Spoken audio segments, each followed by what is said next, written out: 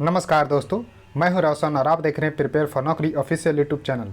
दोस्तों, Numaligarh refinery limited में graduate engineer trainee की एग्ज़ाम हुआ था मैकेनिकल का। दोस्तों 23 सितंबर का एग्ज़ाम हुआ था। फर्स्ट शिफ्ट का मैंने डिस्कस कर दिया है और इस सेकंड शिफ्ट का मैं पेपर लेकर आया हूं। जनरल अवेयरनेस की पूरी क्वेश्चन को मैं डिस्कस करूंगा। तो देखिए, यहाँ पर बहुत सारे वीडियो प्रोवाइड करवाए जाते हैं, तो चैनल को सब्सक्राइब करके बेल आइकन को ज़रूर प्रेस रखिए। तो इसका PDF जो है वीडियो का इस टेलीग्राम चैनल पर मिल जाएगा। और देखिए, कोई भी आपके पास पेपर होता है तो आप इस जीमेल पे ज़रूर भेजिए ताकि यहाँ पर डिस्कस किया जा सके। तो देखिए, क्वेश्चन है कि department of youth affairs belongs to the. तो देखिए, डिपार्टमेंट ऑफ यूथ अफेयर्स जो कि ministry of youth affairs and sports के अंतर्गत आते हैं और अभी इसके मिनिस्टर हैं अनुराग ठाकुर। अनुराग ठाकुर अभी इसके मिनिस्टर हैं, केंद्रीय मिनिस्टर। तो ध्यान रखिएगा, ministry of youth affairs and sports के अंतर्गत एक डिपार्टमेंट है, डिपार्टमेंट ऑफ यूथ अफेयर्स। अब देखिए, क्वेश्चन है कि which among the following articles deals with the abolition of title. तो देखिए, जो भी टाइटल्स आप लोगों को मिलेंगे या फिर जिनको मिलते हैं वो टाइटल लगाकर जो है नहीं चलेंगे। तो इसका जो है अबलिशन ऑफ टाइटल अंडर आर्टिकल 18 जो है बात करता है, और आर्टिकल 17 बात क्या करता है, तो अनटचेबिलिटी, तो अस्पृश्यता का अंत जो है अंडर आर्टिकल 17 की तरफ बात करता है। और देखिए, 12 से 35 आर्टिकल जो है वो फंडामेंटल राइट है, और फंडामेंटल राइट के अंतर्गत ही आपको ये सभी आर्टिकल है। तो देखिए, आर्टिकल 15 मूवी भी देखे होंगे आप लोगों ने, आयुष्मान खुराना उसमें जो है लीड एक्टर थे। तो जो कि किसी को भेदभाव नहीं कर सकते हैं जन्म, sex, caste, place of birth के आधार पे। और आर्टिकल 60 है, रिजर्वेशन कुछ मिलते हैं लेकिन एक्सेप्शंस में, यानी कि यहाँ पर जो है इक्वल अपॉर्चुनिटी इन जॉब के बारे में बात करता है, लेकिन कुछ एक्सेप्शन है जैसे OBC SC इस तरह से आपको ध्यान रखना है। देखिए, क्वेश्चन है कि which of the following is the first national academy of performing arts establish by the Republic of India.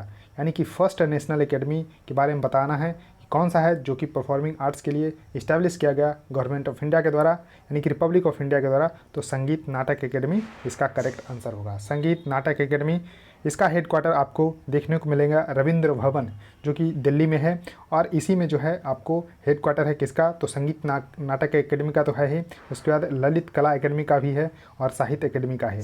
और इसका संगीत नाटक एकेडमी को फॉर्म किया गया था 1953 में। 1953 में इसका फॉर्मेशन हुआ था, और इसके अभी वाइस चेयरमैन है अरुणा साईराम, और मिनिस्ट्री ऑफ कल्चर के अंतर्गत आता है। क्या बता सकते हैं कि अभी मिनिस्टर कौन है मिनिस्ट्री ऑफ कल्चर के, तो इस तरह से आपको बताना है।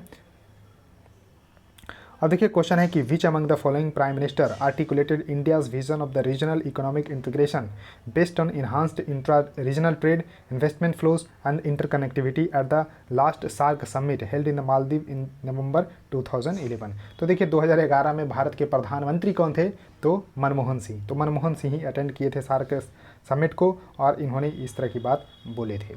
अब देखिए, सार्क समिट, तो सार्क समिट देखिए लास्ट समिट हुआ है 2014 में, उसके बाद से 2016 में शेड्यूल था लेकिन कैंसिल कर दिया गया, भारत के द्वारा अपोज किया गया क्योंकि उरी अटैक हुआ था उस समय।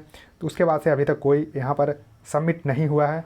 तो इस तरह से आपको ध्यान रखना है। आप देखिए, सार्क का फुल फॉर्म होता है south Asian association for the regional cooperation, जिसको फॉर्म किया गया था ढाका में 8 दिसंबर 1985 को, और इसके सेक्रेटेरिएट कहाँ लोकेटेड है, तो काठमांडू नेपाल में है। और सार्क में 8 मेंबर हैं, तो 8 मेंबर यहाँ पर आपको देखने को मिलेगा। देखिए, बांग्लादेश, भूटान, नेपाल, उसके बाद देखिए श्रीलंका, उसके बाद देखिए भारत, उसके बाद अफगानिस्तान, पाकिस्तान और यहाँ पर मालदीव। तो ये 8 मेंबर हैं, ये आपको ध्यान रखना है, बिम्स्टिक में 7 हैं।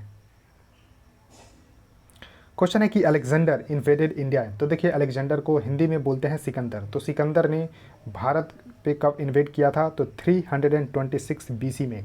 326 BC में जो है इन्होंने इन्वेड किया था इंडिया को। क्वेश्चन है कि is the maintenance of a relatively constant internal environment in the cell of an organism. तो इसको होम्योस्टेटिस बोलते हैं, होम्योस्टेसिस बोलते हैं।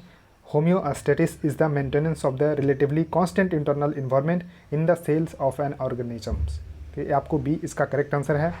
और क्वेश्चन नंबर 7 है कि हृदय, जिसको देखिए हृदय का full form national heritage city development and augmentation योजना बोलते हैं, ये किस मिनिस्ट्री के अंतर्गत आता है, तो ministry of housing and urban affairs के अंतर्गत आता है, ये आपको ध्यान रखना है।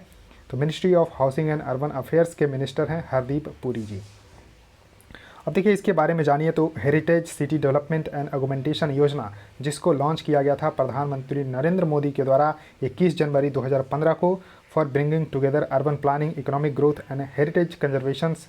तो यहाँ पर ध्यान रखना है कि ministry of housing and urban affair के अंतर्गत आता है। तो दोस्तों इस वीडियो में इतना ही रखता हूँ। देखिए जितने भी क्वेश्चन जनरल अवेयरनेस के होते हैं मैं वीडियो में पूरा डिस्कस कर देता हूँ। तो वीडियो को लाइक कर दीजिए, चैनल को सब्सक्राइब करके बेल आइकन को प्रेस कर लीजिए और वीडियो को अपने दोस्तों के साथ शेयर कर दीजिए। So thanks for watching.